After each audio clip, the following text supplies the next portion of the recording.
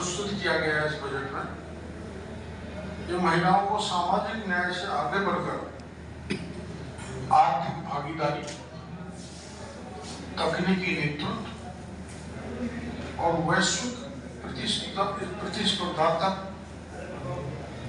महिलाओं की भूमिका का विस्तार किया जाने का विचार इस बजट में है। ये बजट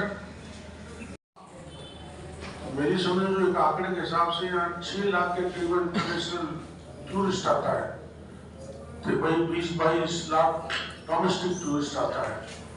तो इसमें मैंने कहा है कि टूरिस्ट जो देश विदेश का आता है उसमें सवाई माधोपुर के विशेषकर रणथंभ और उनको विशेष रूप से सौंदर्यकरण किया जाए, उसको चौड़ी किया जाए, उसको एलिवेशन किया जाए, विकसित किया जाए उसको, और जितने भी रास्ते सवाई माधोपुर के अंदर आने के हैं, बाहर जाने के हैं, वो साफ सुथरे चौड़े हों। उस दृष्टि से मेरे को भरोसा है कि राजस्थान सरकार बजट की घोषणा करेगी। मैं बता दूं, दूसरा सवाई माधोपुर में अपने पंचमढ़ों में अमरूद खूब होता है।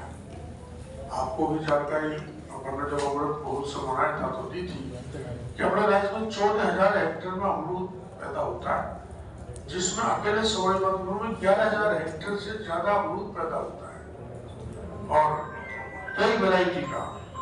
तो उसमें मैंने मुख्यमंत्री जी को कहा है जो करीबन 150 करोड़ रुपए का एक अमरूद प्रोसेसिंग यूनिट यहाँ पर लगेगी, जिससे किसानों को सहारा मिल सके, आर्थिक दृष्टि से वो मजबूत हो सके।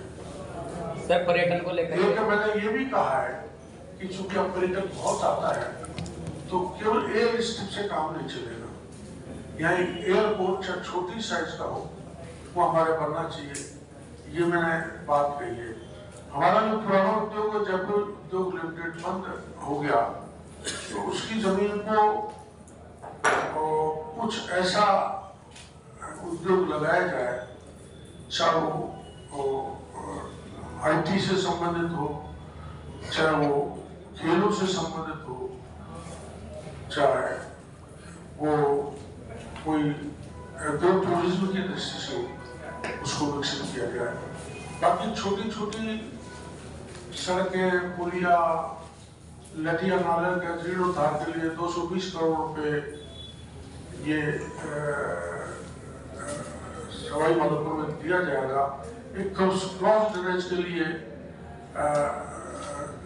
करीबन 110 करोड़ रुपए ये राशि का प्रस्ताव मैंने दिया है। सर, अभी ये जो लगातार चल रहा है एक डोंगरी बांध को लेकर के सवाई माधोपुर में भी, तो इसके लिए भी क्या कोई जल्दी डोंगरी बांध प्लस ERC की PKC के लिए आप जानते हो कि इसलिए दो राज्यों का मामला है, मध्य प्रदेश और राजस्थान, और 90,000 करोड़ रुपए भारत सरकार इसमें दे रही है। एक तरह से राष्ट्रीय परियोजना है क्योंकि 2 स्टेट इन्वॉल्व हो गए, तो इसमें 90,000 करोड़ रुपए आज की तारीख में मोटा मोटा एस्टिमेट है। इसमें करीब 4,28,000 हेक्टेयर जमीन भूमि सिंचित हो, और पहले से अपने जिले में अपना जिला से 13 जिलों में 80,000 हेक्टेयर जमीन सिंचित हो रही है, उसको स्टेबलाइज करेंगे और समूचे गांव को ड्रिंकिंग वाटर से मिलेगा और 15% पानी उद्योग के लिए उपलब्ध होगा, जो भी कोई उद्योग। और वैसे अपने दिल्ली मुंबई एक्सप्रेस हाईवे जाने के लिए अलॉन्ग द रोड उद्योगपति आ रहे हैं और उनको पानी मिलेगा तो अपने यहाँ उद्योग भी बढ़ेगा। सबसे ज्यादा सिंचाई सवाई माधोपुर जिले में होगी, उसके बाद करौली, बाकी जिलों में है। वैसे तो 17 जिले हैं, लेकिन अपने बगल में जैसे दौसा जिला है तो उसमें 13 सिंचाई विभाग के बड़े डैम है जिनको ERCP के पानी से पूरी तरह से भरा जाएगा। जहां तक विस्थापन का मामला है, इसकी धार में छोटे बड़े 9 गांव है, सूची निकली है, 9 गांव है, वो पूरी तरह से उठेंगे 100%। 7 गांव ऐसे जो बड़ा माइन्यूटली आबादी प्रभावित होगी, यानी जैसे हमारा कोई बाडोरास गांव है या कोई दूसरा गांव है, तो उसका 10-20-30% खातेदारी की लैंड डूब में आएगी। आबादी वही डूब में आएगी जो गांव से दूर नदी के किनारे कोई ढाणी में बसी हुई है।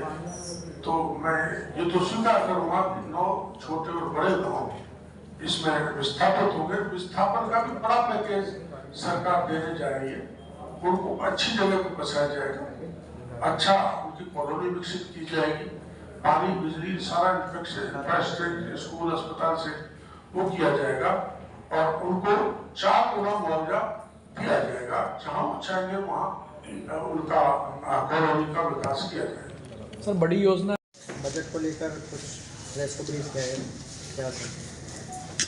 मैं आपको मैंने जानकारी दे दी। ये जो प्रवेश जो ये बजट है, नवा बजट जो निर्मला सीतारमण जी ने प्रस्तुत किया है, ये देश को आगे ले जाने का और जो प्रधानमंत्री जी ने संकल्प ले रखा है 2047 में विकसित भारत बने, उसकी ओर बढ़ने वाला ये बजट है। इंफ्रास्ट्रक्चर में खूब पैसा दिया गया है, एग्रीकल्चर के क्षेत्र में खूब पैसा दिया गया है और डिफेंस के क्षेत्र में तो 15% बजट बढ़ाया गया है और जिसकी आवश्यकता है। और स्किल डेवलपमेंट, महिलाओं को सशक्त करने के लिए, गाँव की महिलाएं उनको सशक्त करने के लिए सेल्फ हेल्प ग्रुप और लखपति दीदियों को मजबूती देने की दृष्टि से बजट में प्रावधान किया गया है। सर गणेश जी के रोपवे का भी आया था, उसमें गया था, बात अभी तक फॉरेस्ट में गया हुआ है, वो वहाँ से एनओसी मिलेगी तभी बन पाएगा, ना तो टर्न डाउन हो गया तो रोपवे को 2-3 बार डीपीआर में लिया गया था बजट में, इस बार भी सवाई माधोपुर अच्छा था। वही अपन जानते हो सेंचुरी की जो एक समस्या है, जब तक वाइल्ड लाइफ बोर्ड उसको क्लियर नहीं करेगा, सीईसी क्लियर नहीं करेगी, तब तक वो बनना ऐसा ही लगता है।